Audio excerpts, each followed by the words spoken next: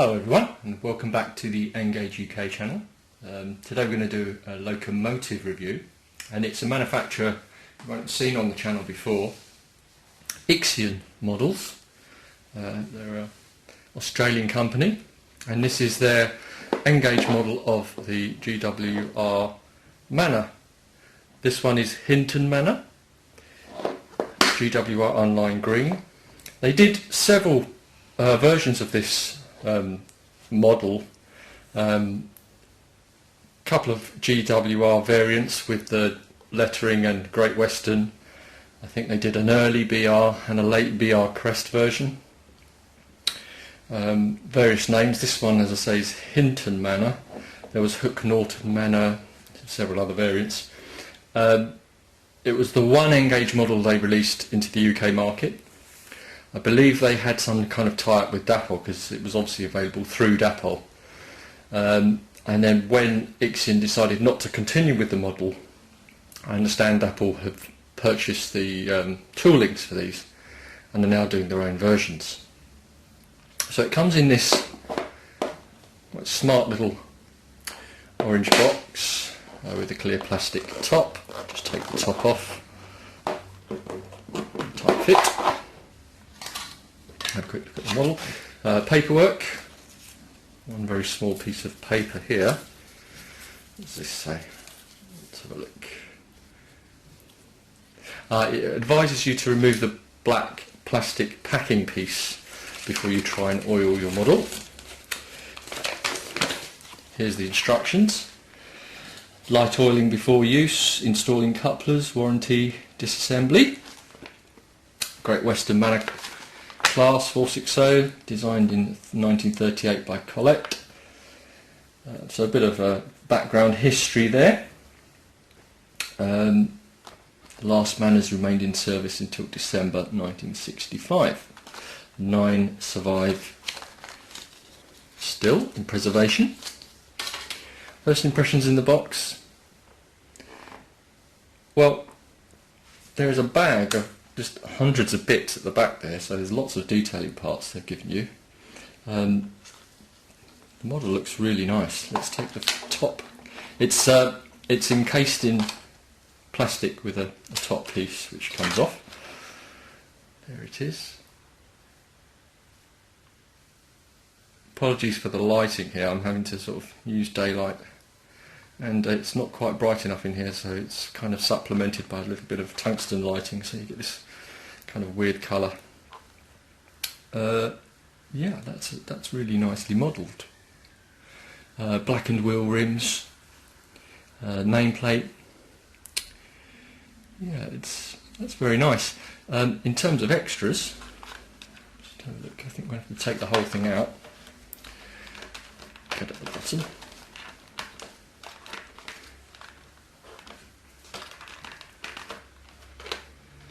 I'm going to have to remove the whole of this plastic section, so we'll have to remove the model first and pop that down. Now we've got in here, first of all, a set of fire irons. That's really nice to see, shovels and things like that, and it's not something you would necessarily see from Dapol or Farish normally, so I don't know if that's focusing. There we go. On a fret, so they need to be cut out, so that's good. What do we have in here? We have Dapol style knuckle couplers, vac pipes, what look like handles, and a crew. Now that is really good. I mean, Bachmann tend to do the crews for the, or Hornby I think is do the crew for the 00, but again, something you don't normally get in Engage. So they've gone the extra mile here to give you some extra bits and pieces. So looking at those knuckle couplers, we know straight away that this has NEM pockets because they're NEM couplers. So let's have a look at that. Yep, NEM pockets. It's a 460. Looking at the underside, it would appear it's tender drive with a carbon shaft, exactly the same as the Dapol releases, like the 9F, things like that. It's been their modern way of doing it. So it would be tender drive, and the cardan shaft would run through from the tender to the locomotive and turn the wheels to give a little bit more traction. So there's pickups on the loco wheels. In fact, there's gears under the loco wheels. That's a little bit strange there. Right, so that must be how the cardan shaft transfers power. The tender has pinpoint bearing pickups on the wheels here, the top. So there's obviously pickup from tender wheels. I can't see any pickups on the loco wheels, so it's a strange kind of setup there. I'm not sure whether it picks up at the tender and the motor is in the loco or the other way around. Have to have another look at the instructions on that, see if it's further explained. You've got brake rodding here, which is very unusual in this scale, and it's nicely done. It's already attached. Yeah, detail-wise, I would say that's a very good quality model. Now, it's not DCC ready, which is a little bit surprising. There's no 6-pin socket for DCC conversion. Obviously, you can convert it as you can convert any older locomotive with a hardwired chip, but I would understand that the DAPL releases of the Manor, which have followed, are DCC ready, so they might have changed something in there. Just have a quick look at these instructions again to see whether it is explicit on how this functions. Yeah. Warranty, disassembly. If you wish to access the tender mounted motor, so the motor is in the tender. So the gearing on the locomotive is simply to transfer the power from the cardan shaft through to the loco wheels. Anyway, let's get this down on the display stand and have a much closer look at it.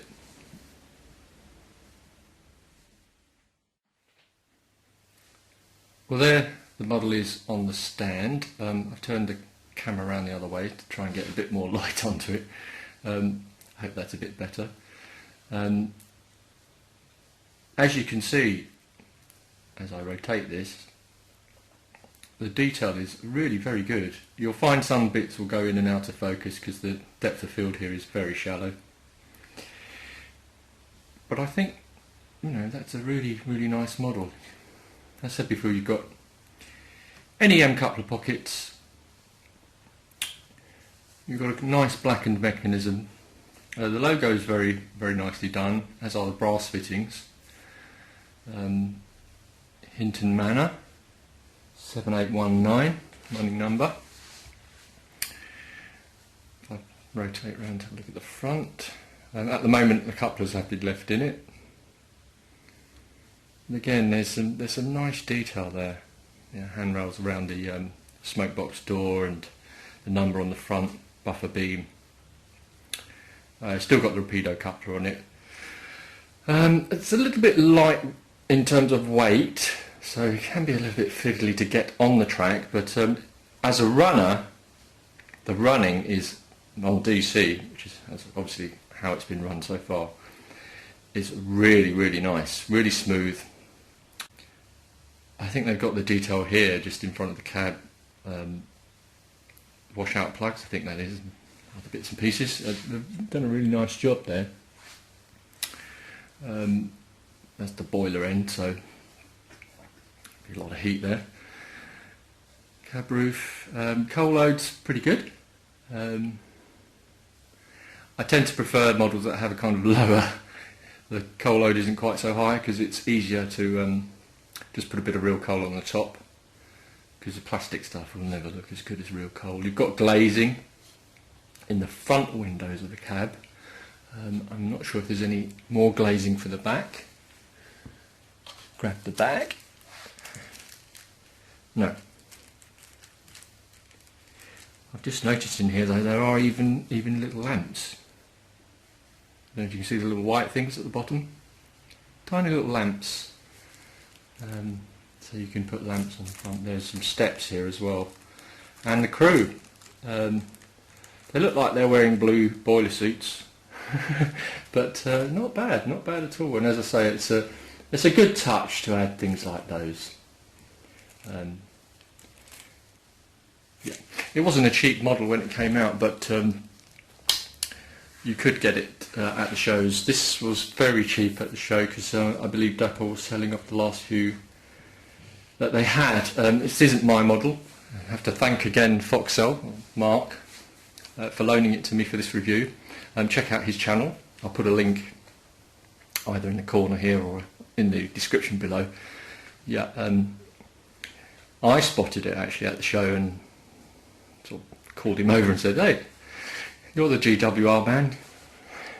I was trying to find one with the BR Early crest, but I couldn't find it. I think that one's Hook Norton Manor. And certainly if I'd seen it for the price that this was, I would have snapped it up, but unfortunately I think they're all gone. As I say, I believe Dapple are bringing out new variants on them. Different running numbers, different names, so there should be more models of this available.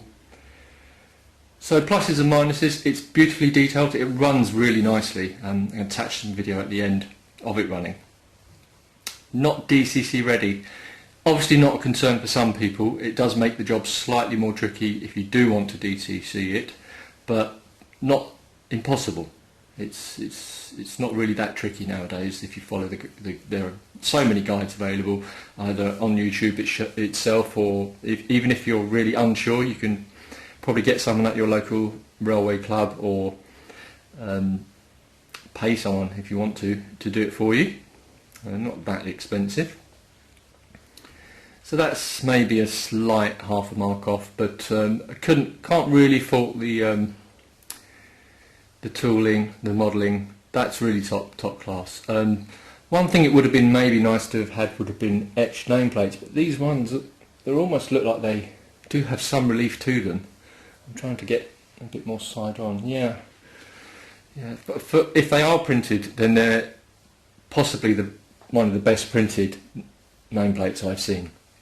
They're very good, and the logo is really nicely applied. You've got things like these fine handrails on the tender here, so I think it's a lovely model. And if you do see one at a good price, I strongly suggest you snap one up if it's something that will suit your era and your layout. My rating is going to be, it's a tricky one, because for looks and running it should really get a 9 out of 10. So I'll give it 9. If DCC running is important to you, then you can knock a point off yourself for that. Anyway, what will follow will be some clips of it running. I believe it's on the MRC test track, Model Railway Club test track. Thanks again to Mark, YouTube user Foxel, for the loan of the model, and thank you for watching this review. I hope to be back soon. Hope to be back soon with more reviews, how-tos and other videos. Apologies there haven't been many recently, but work has been very busy, but I do get a long summer break with my work, so expect the number of videos to increase over the next couple of months. I hope you enjoyed this one, and we'll be back with more soon. Until then, take care.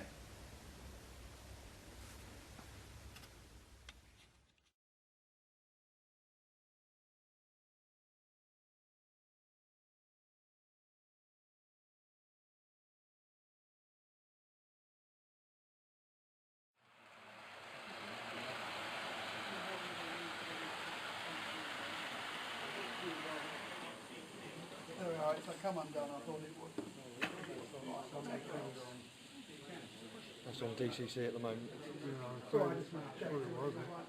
Sparks flying over.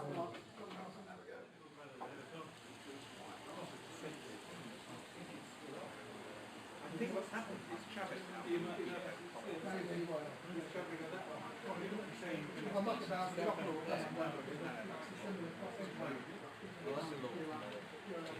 You haven't brought the comics with you. No, the comic has got that. I mean,